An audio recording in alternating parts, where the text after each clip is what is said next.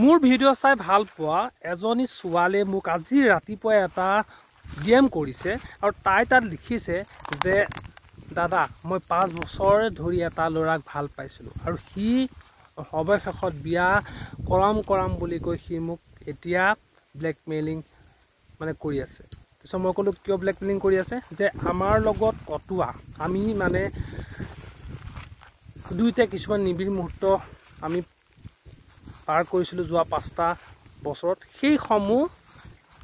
সেইসমূহক লৈ তেওঁ মোক ব্লেকমেইলিং কৰি আছে। এতিয়া মই আত্মহত্যাৰ কৰাৰ বাহিৰে আৰু উপায় নাই।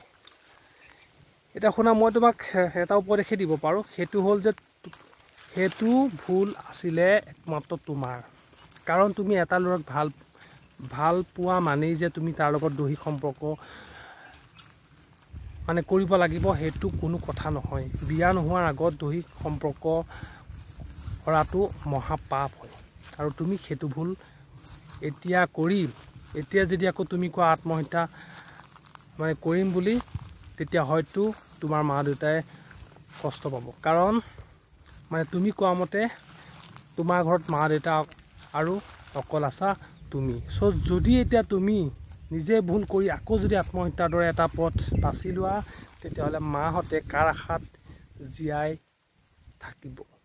গতিকে একো কথা নুলুকোৱাকৈ মাহঁতৰ আগত সকলো কথা শ্বেয়াৰ কৰা আৰু যিমান পাৰা সিমান সোনকালে মানে যোৱা আৰক্ষীৰ ওচৰলৈ যোৱা, এখেতক সকলো কথাখিনি কোৱা আৰু এতিয়াই সেই ল'ৰাটোক মনৰ পৰা পাহৰি যাবলৈ চেষ্টা কৰা। কাৰণ সি তোমাক কেতিয়াও সঁচা ভাল পোৱাই নাছিল। কাৰণ সঁচা ভাল পোৱাজনে কেৱল সঁচা ভাল পোৱাহে বিচাৰে, দৈহিক সুখ কিন্তু নিবিচাৰে। বহু ল'ৰা ছোৱালীক আজি মই এনেকুৱা মানে দেখিছোঁ যে ভাল পাওঁ বুলি কয় আজি আৰু কাইলৈ পৰহিলৈ গৈ পেলানি এখন হোটেলত এটা নিশা মানে কটাই আহে। আচলতে আজিকালি ল'ৰা ছোৱালীয়ে ভাল পোৱা অৰ্থটোৱে কি গম নাপায়। মানে ভাল পাওঁ মানে কি, ভাল পোৱা মানে যিটো মানে ভাল পোৱা বুলি ক'লে আপোনাৰ মানে প্ৰিয়জনক ওচৰত লগ পালে যিটো আপোনালোকৰ দেহত শিহৰণ হ'ব নহয়, সেইটো কয় সঁচা ভাল পোৱা। আপুনি কাৰোবাক ভাল পাওঁ বুলি কোৱাৰ পিছতে তেওঁৰ লগত গৈ পেলানি হোটেলত এনিশা কটাই অহাটো কিন্তু সঁচা ভাল পাওঁ বুলি নকয়।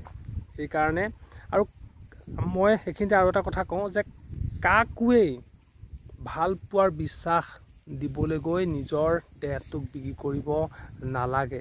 কাৰণ এটা কথা তুমি চাগে ভালকৈ জানা যে ছোৱালী যদি এবাৰ বদনাম ওলাই নহয়, সেই বদনাম কিন্তু ঢাকিবলৈ বহুত কষ্ট মানে কৰিবলগীয়া হয়। যদি এজনী ছোৱালী হিচাপে জন্ম লৈছা, অকণমান সেইবিলাক বস্তুৰ পৰা আঁতৰি থাকা, যাতে মানুহে তোমাক আঙুলি টোৱাই কথা ক'ব নোৱাৰে।